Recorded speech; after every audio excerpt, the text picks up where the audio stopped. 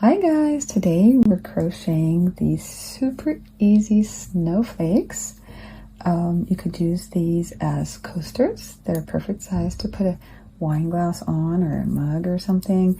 You can use them as decorations for your Christmas tree, or you could even just add a little note to them and give them to someone who needs to brighten their day, or use them as random acts of crochet kindness.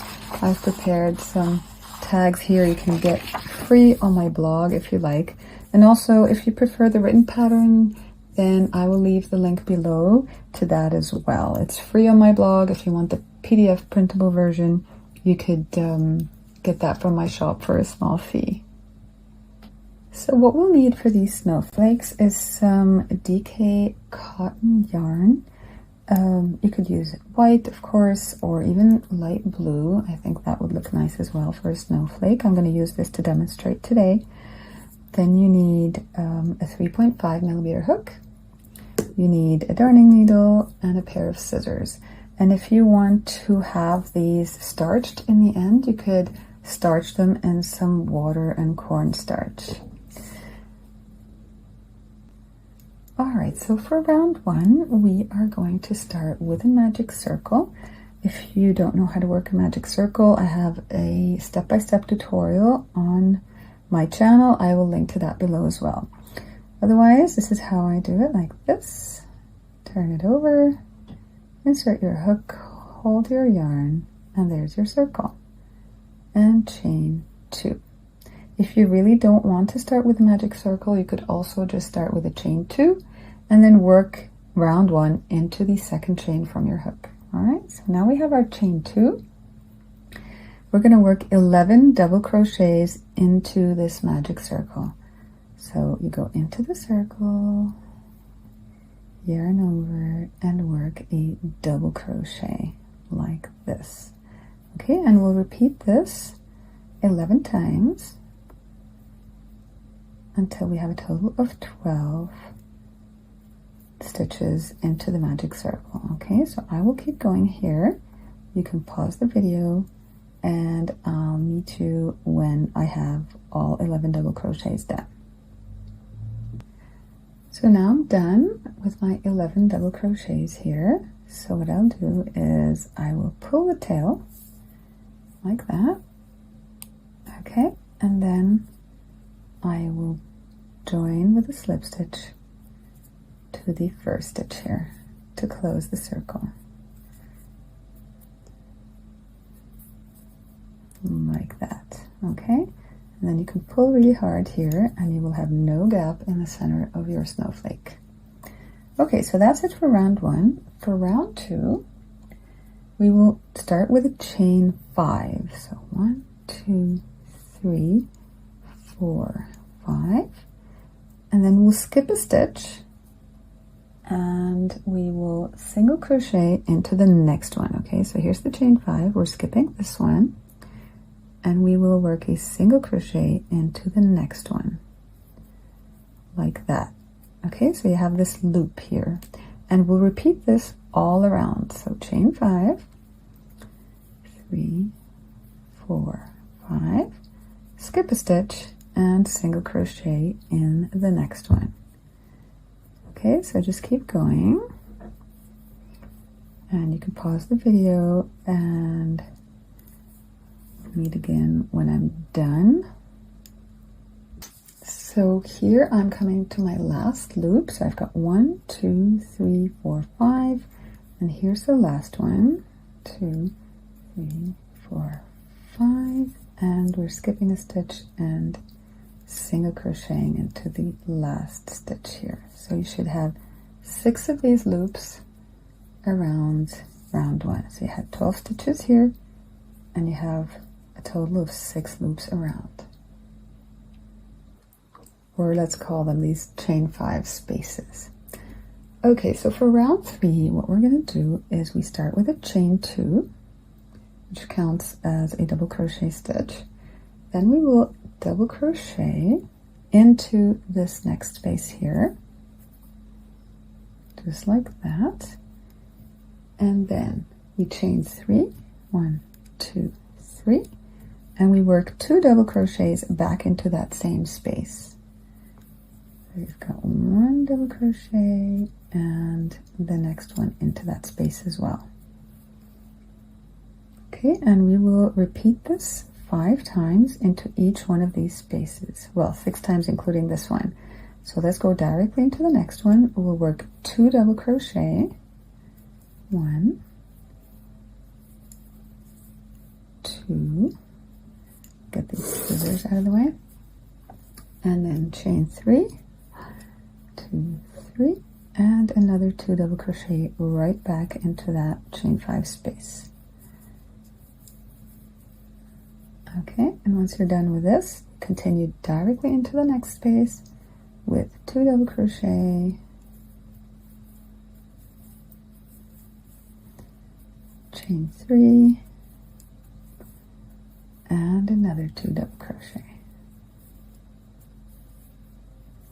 Okay, so repeat this pattern, the 2 double crochet, chain 3, 2 double crochet into each of the next spaces, and I'll meet you when we reach the end.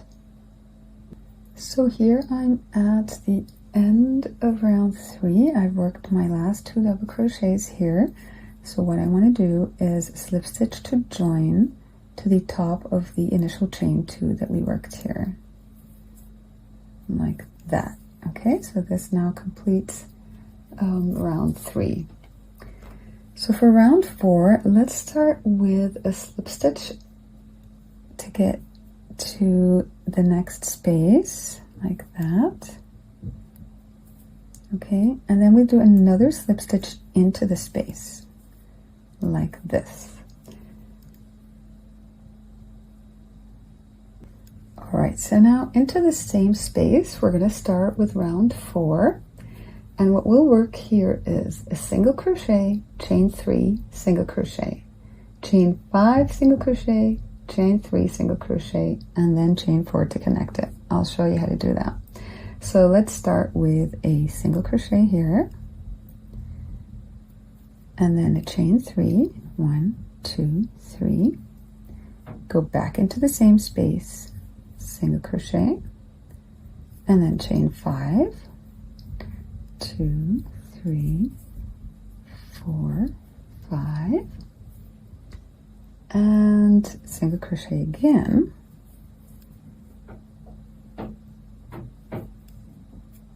and then another chain 3, 1, 2, 3, and the last single crochet into the space.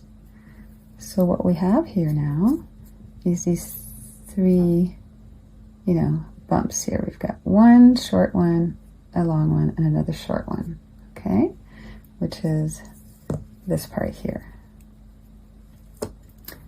All right, so then we continue by joining this one to the next one, and we do a chain 4, 2, 3, 4 to get to the next space here.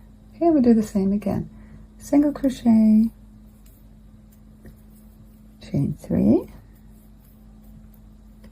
in the same space, single crochet, chain 5, back in the same space, single crochet, chain 3, and single crochet.